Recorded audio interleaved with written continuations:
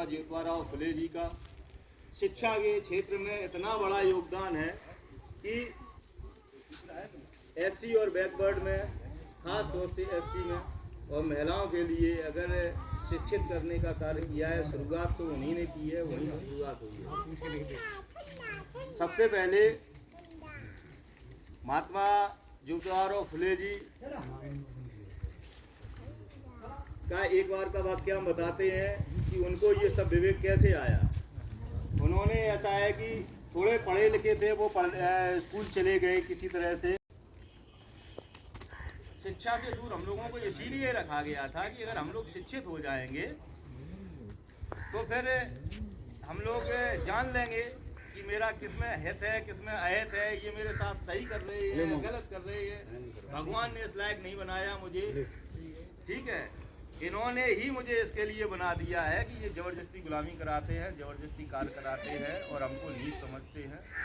तो फिर उनके मन में ये सब विचार जब आए तो उन्होंने अपने संकल्प लिया। वहीं पे संकल्प लेने के बाद में वहाँ से जब चलते हैं तो फिर उन्होंने कहा कि आज के बाद हम सभी लोगों को शिक्षित करेंगे, जितना भी पिछड़े समाज के लोग हैं उनको शिक्षित करेंगे।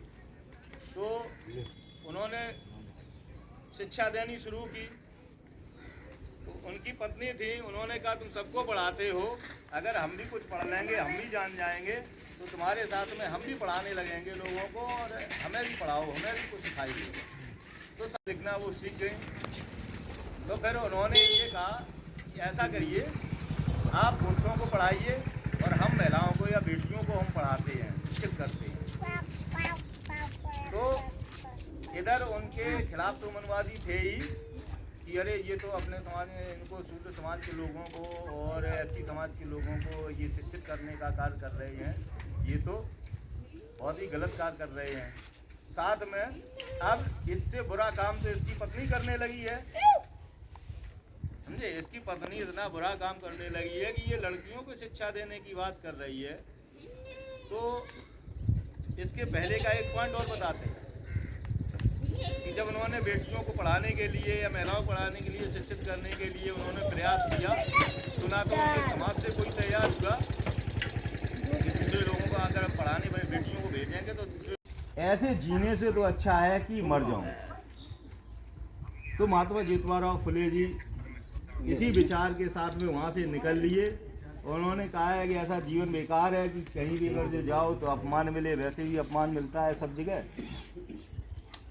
तो जाते जाते उन्होंने कहा कि काफ़ी आगे एक नदी पड़ती है, उन्होंने विचार किया कि नदी में आज कूद के जान दे देंगे, ख़त्म कर लेंगे।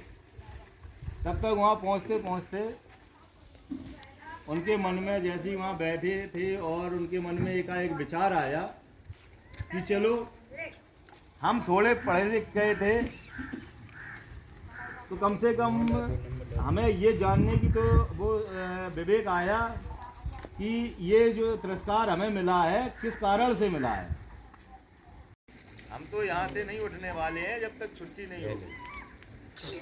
और आप ये बात कह रहे हो, आप ऐसा करो, एक ये किताब हम आपको देते हैं, इस किताब को ले जाइए, इसको एक बार पढ़ के कल सुबह आना और उसके बाद में तब मुझे बताना है।